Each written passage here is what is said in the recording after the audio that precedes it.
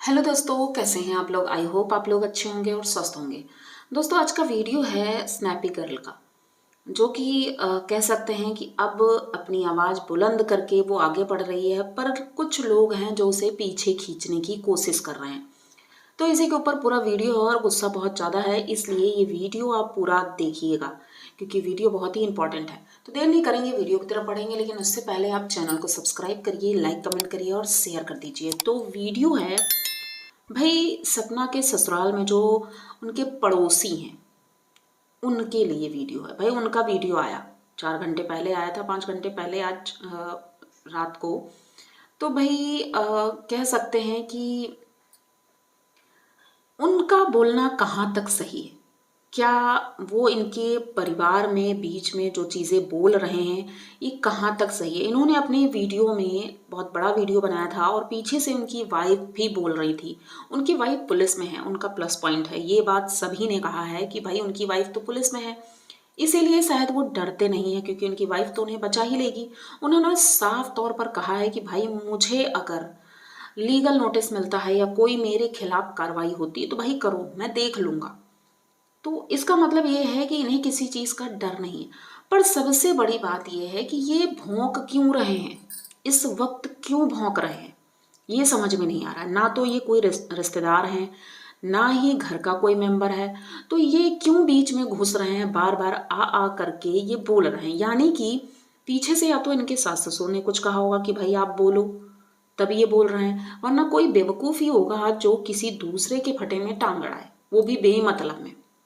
माना इन्होंने कहा कि मैं जब ये लोग यहाँ रहने आए थे उससे पहले से मैं यहाँ रह रहा हूँ, तो ये मत कहो कोई कि मैं यहाँ बाद में आया हूँ। मैं बाद में नहीं आया हूँ, मैं पहले से आया हूँ। तो भाई चलो ठीक है, मानते हैं आप तो बहुत पुराने पड़ोसी हैं इनके और सब कुछ जानते होंगे, तो पड़ोसी की तरह ही रहिए ना। क्यों जबरदस्ती किसी के बीच में घुस रहे हैं। पड़ोसियों का काम होता है कि अपने पड़ोसी के या तो हेल्प कर दो या तो नमक मिर्च लगा के फिर उसमें निगेटिव ही बोलो आप। अब आप एक को निगेटिव बता रहे हो, एक को पॉजिटिव बता रहे हो, ये भी गलत है। अभी तक बात ये थी कि वो जो गाड़ी थी उसके पार्ट्स किसके पास है। इन्होंने कहा कि सपना के भाई के पास है, जबकि सपना के भाई के पास ऐसा कुछ भी प्रूफ नहीं था। ये थे इन्हीं के पास। इन्होंने फोटो भी दिखाई, अपने वीडियो में फोटो दिखाई कि भाई देखिए मेरे पास ये पार्ट्स हैं गाड़ी के, मेरे प्रूफ अभी तक रखे हुए हैं। तो भाई जब सब कुछ, मतलब ये लोग बातें घुमाने में इतना ज़्यादा तेज हैं, कभी कुछ कहते हैं कभी कुछ कहते हैं। सबसे बड़ी बात को इनको बोलना ही नहीं चाहिए। फिर अंशु का भी वीडियो आया, मतलब अंशु लाइव आई थी, 1.5 घंटे की उनकी लाइव चली थी। पर अंशु ने जो भी बातें की वो इस केस से रिलेटेड कुछ भी नहीं था।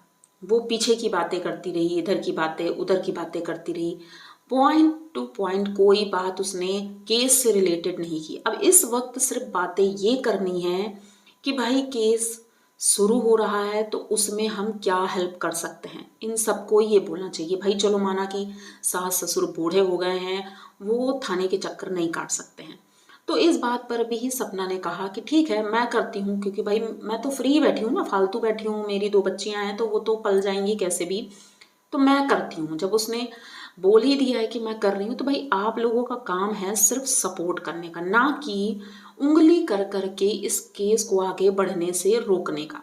ये लोग बार बार अपने बयान बदल रहे हैं, बार बार ये कोशिश कर रहे हैं कि भाई वो केस ना करे। अभी तो केस शुरू ही नहीं हुआ, कोई इन्वेस्टिगेशन शुरू ही नहीं हुई, अभी तो सिर्फ एप्लीकेशन दी गई है, उसमें भी टाइम लगता है। अब ये बीच बीच में द रॉड चैनल के बारे में डिस्कस कर रहे हैं। भाई रॉड चैनल और राजवीर की मौत, ये दोनों का जमीन आसमान का अंतर है, दोनों केस में बहुत बड़ा अंतर है।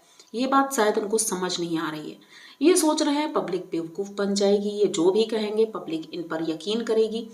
पर पब्लिक इतनी बेवकूफ़ नहीं है, उसे सब समझ में आता है कि ये सिर्फ भ्रमित करने के लिए बार बार द रॉड चैनल का नाम लिया जा रहा है।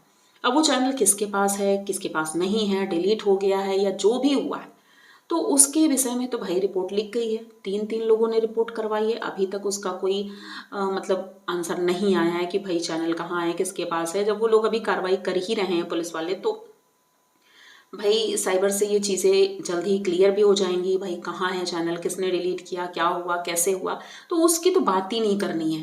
बात सिर्फ ये करनी है कि भाई केस शुरू हो रहा है तो लोग अपनी बातों से पलटे नहीं, मुकरे नहीं। पर ये बीच में जो बिचौलियां हैं, ये इनके पड़ोसी, ये पड़ोसी पता नहीं क्यों बीच में बोल रहे हैं। हमें तो ये लग रहा है कि ये इनके पिताजी ही करवा रहे हैं कुछ ना कुछ, क्योंकि कोई पड़ोसी अपने मन से तो ऐसा नहीं करेगा, बिल्कुल भी नहीं करेगा कि वो जबरदस्ती लड़ाई में कूद जाए, भले ही उनकी पत्नी पुलिस में हो या कहीं भी हो, क्योंकि उनकी नौकरी को भी खतरा हो सकता है अगर ये बीच में बोले तो। इन्होंने सीधे तौर पर धमकी दी है सपना को कि ये जितना बोल रही है तो अपने मुंह से ही अपनी सच्चाइयां बता रही है, तो उसने ऐसा कुछ बोला ही नहीं। पहली बात तो अभी तक सपना ने ऐसी कोई बात नहीं की है जो कि उसे फंसाने के लिए हो। ठीक है, सपना भी गलत हो सकती है, मैं ये नहीं कह रही हूँ सपना सही है, 100% सही है, क्योंकि एक परिवार में लड़ाइयाँ झगड़े जो भी होते हैं एक पक्ष के नहीं होते हैं, दोनों पक्ष से कुछ ना कुछ तो होता ही है। तो सपना भी गलत रही होगी एक टाइम पर, लेकिन आज जो कदम उसने उठाया है वो तो सही है, देर से सही लेकिन आंखें तो खुली। 2 साल हो गया है इस बात को, और अब अगर वो शुरू करना चाहती है इन्वेस्टिगेशन, तो आप लोग क्यों नहीं सपोर्ट कर रहे हो? पूरा परिवार एक किनारे पर है और अंशु भी अब उन्हीं के पक्ष में बोलने को तैयार है। मतलब इधर सपना अकेली पड़ गई है। अब सोचो, क्या ये केस आगे बढ़ पाएगा? जो लोग कह रहे हैं कि राजवीर को इंसाफ मिलेगा, तो कुछ भी नहीं होगा। आप लोग खुद देखिएगा कि ये केस यहीं पर बंद हो जाएगा, क्योंकि एक औरत अकेले कहाँ तक लड़ेगी जब वो लोग कोई साथ देने को तैयार ही नहीं है। सिरे से वो लोग नकार जाएंगे, कुछ बोलेंगे ही नहीं। यहाँ तक कि हो सकता है कि वो ये बोल दें कि भाई सपना के घर वालों ने ही ये सब करवाया है, राजवीर जी चाचा चाची के यहाँ शादी में नहीं किया था, वो उनके रिलेशन में किया था, मतलब इनके मायके में। कुछ भी बोल सकते हैं भाई, वो लोग झूठ बोलने पे उतारू हो गए हैं अब तो कुछ भी बोलेंगे। अब वैसे तो हमने वीडियो में भी देखा है कि सपना के घर वाले जब आते थे, इनकी सासू माँ उनसे बोलती ही नहीं थी, इतना ज़्यादा इग्नोर करती थी। उनकी मम्मी लास्ट जब आई थी उनके घर तो रोती हुई गई थी, और सपना ने भी अपनी मम्मी से बोला था कि मम्मी आप दोबारा इस घर में मत आना जहाँ पर इज्जत नहीं। तो भाई जिस परिवार की इनके ससुराल में इज्जत नहीं थी, तो उस परिवार के लिए ये लोग ऐसे कैसे सोच सकते हैं कि उन लोगों ने पोस्टमार्टम क्यों नहीं करवाया? क्या आप लोग उनकी बात मानते थे? वो बिना आपकी परमिशन के कैसे करवा देते कुछ भी? अंशु ने बोला कि पापा तो शिवपुरी में थे तो उन्हें तो कुछ पता ही नहीं था और इन लोगों ने करवाया नहीं। इनको करवाना चाहिए था, भाभी को और इनके घर वालों को। भाई अगर वो कुछ करवाते तो क्या ये करने देते? ये बात तो क्लियर ही है, और ये बात अगर पूछी भी जाए ना उनसे तो ये खुद बता देंगे कि भाई बिना घर वालों की परमिशन के कुछ नहीं हो सकता था। अंशु ने कहा कि भाभी ही नहीं चाहती थी कि ये सारी चीज़ें हों, जबकि अलका ने बोला है कि जब मैं वहाँ गई थी तो स्नैपी को पता भी नहीं था कि मैं आई हूँ वहाँ मिलने के लिए, क्योंकि मैंने कोई फ़ोन कॉल नहीं किया था, पर इनके ससुर जी ने मुझे अंदर जाने ही नहीं दिया। तो ये चीज़ें कहीं से भी ये नहीं दिखाती हैं कि भाई इसमें सपना की भी गलती थी। सपना को तो होश ही नहीं था कि भाई उसका दूसरा पति मरा था, उसका तो रो रो कर बुरा हाल था, बेहोश हो जा रही थी बार बार। तो वो ये सारी चीज़ें कैसे कर सकती थी प्लानिंग? जैसे कि राजवीर जी के फ़ोन की बात की जाए कि उस फ़ोन से जो मैसेज हो रहे थे, जो वीडियो अपलोड हो रहे थे, वो किसने किए?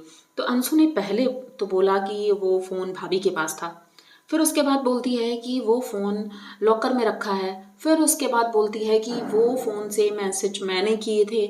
मतलब कोई भी बात क्लियर है ही नहीं। तो इसमें अंशु भी झूठ बोल रही है, उसके फैमिली के लोग भी झूठ बोल रहे हैं, और मुझे नहीं लगता है कि ये केस आगे तक चल पाएगा। आप लोगों को जो भी लगता है तो प्लीज़ कमेंट बॉक्स में ज़रूर बताइएगा कि आखिर क्या होने वाला है। तो अगर ये वीडियो यहाँ तक आप लोगों को अच्छा लगा है और पसंद आया है तो प्लीज़ चैनल को सब्सक्राइब करिए, लाइक कमेंट करिए और शेयर कर दीजिए, क्योंकि वीडियो सपना जी के ऊपर है, उन्हें इंसाफ मिलना चाहिए। तो जल्दी मिलते हैं किसी नए वीडियो के साथ, तब तक के लिए